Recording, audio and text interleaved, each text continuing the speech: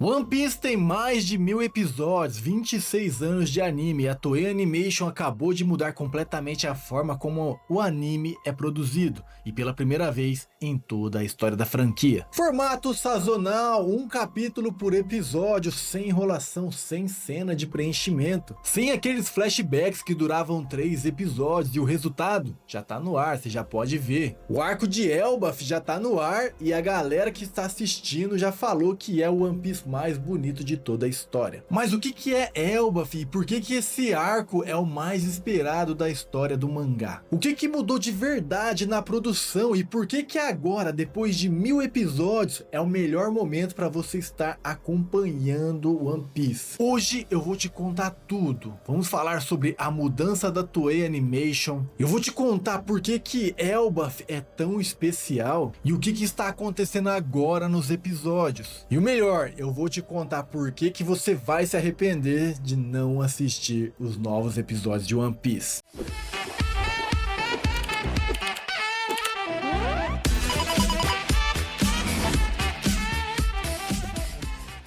Elbaf foi mencionado pela primeira vez lá no arco de Little Garden. E isso foi há mais de 20 anos dentro da obra. Mas não só na obra, faz mais de 20 anos também na vida real. Porque One Piece é isso. One Piece é assim. Naquele arco, 2 gigantes chamados Dory e Brog apareceram. Eles eram guerreiros de uma terra lendária chamada Elbaf, a Ilha dos Gigantes, e estavam presos num duelo que durava mais de 100 anos por causa de uma disputa de honra que nenhum dos dois conseguia lembrar direito o motivo. É uma das cenas mais absurdamente poéticas da série, e ela ficou na cabeça dos fãs. Inclusive, se você está assistindo ou assistiu live action de One Piece, você já deve ter visto esses gigantes, né? Porque eles adaptaram essa história recentemente. E desde então, Elbaf foi construída como promessa, uma terra de guerreiros gigantes com um código de honra rígido, uma cultura viking, uma história antiga que toca em partes da mitologia do mundo de One Piece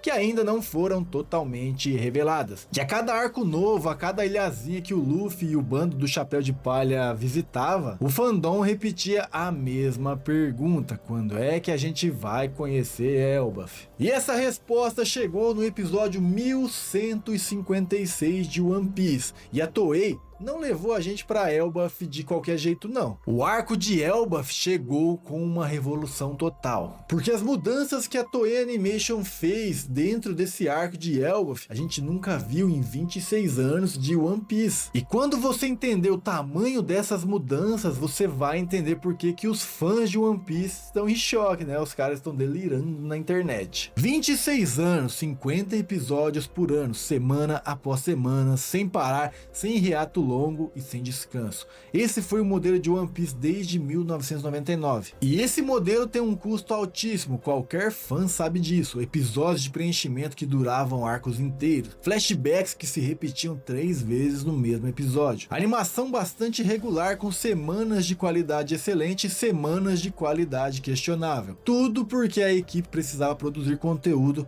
o tempo todo, sem parar, sem acumular episódios com antecedência. E no final de 2025, a Toei Animation anunciou que isso aí ia mudar. A partir do arco de Elbaf, o anime One Piece ia mudar para uma versão sazonal. O mesmo modelo de lançamento sazonal que outros animes grandes usam. E quando eu tô falando de anime grande, eu falo Demon Slayer, Jujutsu Kaisen e até mesmo Attack on Titan. Temporadas que tem data de início e fim, com um hiato entre elas, com tempo de produção real para a equipe trabalhar sem pressão de deadline semanal. 26 episódios por ano, divididos em 2 cours de 13 episódios cada. O primeiro cour vai de abril a junho, aí vai ter uma pausa e depois o segundo cour retorna. E aí a gente vai ter metade dos episódios, o dobro de tempo de produção por episódio. E tem outra mudança enorme que a Toei Animation confirmou, que é algo que os fãs vêm pedindo para eles há muitos e muitos anos: a adaptação de um capítulo por episódio. 1 para 1, sem esticar e sem enrolar. O que o Oda desenhou em 20 páginas se torna um episódio de 20 minutos. E com isso a gente vai ter ali uma fidelidade maior, uma fidelidade total ao mangá, né? E sem fugir da história, sem ficar inventando moda, sem ficar enchendo linguiça. E isso pode parecer simples, mas é uma ruptura enorme. Pensa no que causou os episódios de preenchimento durante décadas. O anime corria risco de alcançar o mangá, com 50 episódios por ano, e o mangá saindo devagar. A produção precisava criar conteúdo do nada para não queimar o material original. Agora, com 26 episódios e adaptação fiel, esse problema vai acabar. Mas tudo isso ia ser uma teoria vazia se quando o anime de fato chegasse pra gente assistir, a qualidade fosse uma porcaria, né? E foi aí que os primeiros episódios do arco de Elbaf chegaram e cara, tá maravilhoso, a galera ficou sem palavras. O primeiro episódio do arco de Elbaf já fez algo que o One Piece não costuma fazer. Ele mostrou a ilha inteira com calma, sem pressa. Florestas com árvores do tamanho de prédios de 20 andares, montanhas cobertas de neve ao fundo, construções gigantescas que fazem os personagens parecerem formigas dentro do quadro. A Toei usou os primeiros episódios para mostrar a escala absurda de Elbaf e a animação estava à altura de cada segundo. Eles tiveram cuidado com a iluminação, coisa que o One Piece não fazia antes. A gente viu ali composição de plano aberto, animações faciais que funcionam mesmo nas cenas menores, nos momentos de respiro entre as sequências de ação, a gente vê ali que eles capricharam bastante. E para quem cresceu assistindo One Piece nas eras de Dressrosa e Whole Cake, quando o anime tinha semanas de qualidade irregular, ver um episódio inteiro com esse nível de polimento ainda impressiona de verdade, né? Os episódios que já chegaram mostram que Elbaf tem uma qualidade superior que a gente nunca viu em 26 anos. É um arco de gigantes, mas não gigantes como obstáculos ou aliados temporários. Os gigantes de Elbaf têm personalidade, têm cultura, eles têm conflito internos. E digo mais, tem um personagem chamado Loki, que ele tem tudo para ser um dos vilões mais incríveis que o One Piece já teve. Sem falar que tem o peso emocional do bando do Chapéu de Palha chegando em uma terra que eles nunca visitaram, né? Mas tem uma coisa sobre Elbaf que ninguém fala quando vai recomendar esse arco para alguém. Porque não é só sobre qualidade visual, não é só sobre gigantes, não é só sobre a mudança de formato. Elbaf é o arco que mais importa para você entender sobre o fim de One Piece. E para entender o porquê, você precisa entender aonde a obra tá nesse momento. E galera, One Piece está na reta final. O Oda confirmou isso em entrevistas lá em 2022. A saga final começou com Egghead e Elbaf é o segundo arco dessa saga. E o que isso significa na prática? Significa que a cada ilha que o Luffy visitar daqui pra frente não é só mais uma nova aventura, é uma peça final do tabuleiro de xadrez. Cada personagem que aparece, cada revelação, cada conflito vai ter um peso a mais, já que essas peças estão ligadas com o fim da história de One Piece. E Elbaf carrega peças que o Eiichiro Oda já plantou lá no começo da história de One Piece. Os gigantes sempre foram apresentados como os guerreiros mais poderosos do mundo de One Piece, mas o que Elbaf representa politicamente, culturalmente, mitologicamente dentro do universo, isso é algo que o anime está começando a revelar agora, e que fãs do mangá sabem que vai mudar a perspectiva de muita coisa que aconteceu antes. E tem uma coisa que eu acho muito impressionante quando a gente fala em One Piece, é que o Eiichiro Oda ele não escreve ilhas, ele escreve mundos. Cada lugar que o Luffy visita é desenvolvido com uma consistência de lore, de cultura e de conflito humano que pouquíssimos autores conseguem manter por capítulo, muito menos por 1000 episódios, né? E o arco de Elbaf, pelo que os primeiros episódios já mostraram, não vai ser diferente. A diferença é que agora a qualidade do anime está à altura do material original, né? E isso é a grande diferença que a gente tá tendo aqui. Mas One Piece tem um problema de reputação que é injusto, mas é real.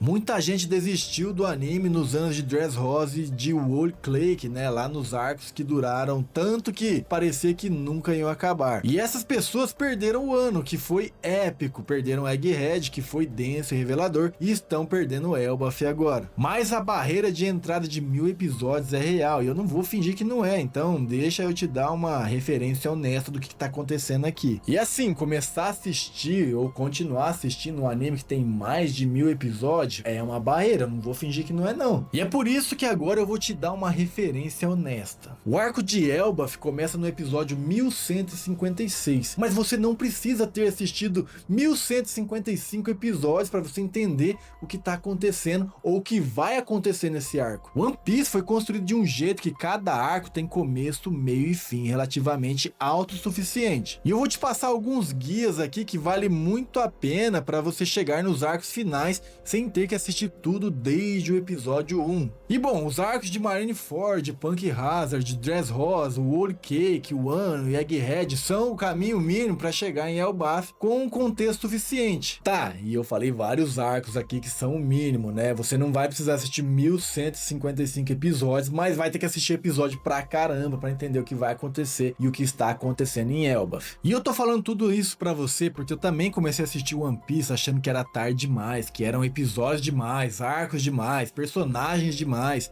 E aí eu assisti Marineford e entendi que o Oda é um gênio, que eu tinha perdido anos sem essa obra na minha vida, né? Elbaf é um momento em que o One Piece está melhor do que qualquer outro arco da história. A Toei Animation entregou finalmente a produção que essa obra merecia. Mas agora eu quero saber de você. Você já está acompanhando o anime no arco de Elbaf? Deixa aqui nos comentários. Não esquece também de se inscrever no canal para você não perder nada sobre a cultura geek, né? Sobre o mundo da cultura geek. Vai ser uma honra ter a sua inscrição aqui no canal para a gente discutir semanalmente os episódios de One Piece, a gente trocar aquela figurinha.